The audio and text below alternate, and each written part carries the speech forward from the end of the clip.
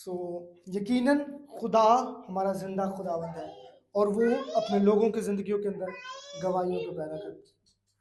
ये रखिएगा अपने। मसीह में आप सबको सलाम।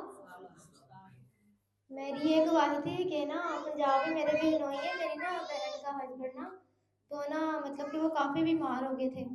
तो मैंने भाई को बोला कि भाई आप प्रे करें उनके लिए तो वो सेट हो जाए। तो मुंह से और ना उनके नाक से ना ब्लड आ रहा था। तो भाई ने प्रे की तो उसी टाइम ना उनके मुंह से और ना नाक से ब्लड आना बंद हो गया। ये मेरी गवाही है। तो बाकी मैं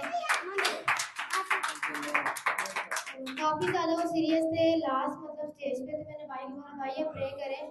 जैसे भाई ने प्रे की वैसे ही उसी वक्त उनका खून भी बंद हो गया और वो बिल्कुल उठ के बैठ गया, कह रहा है मैं यीशु की वजह से बिल्कुल ठीक हो गया।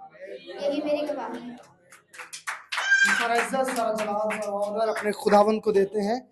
यकीनन खुदा अपने लोगों की जिंदगियों में काम करता है। आमीन।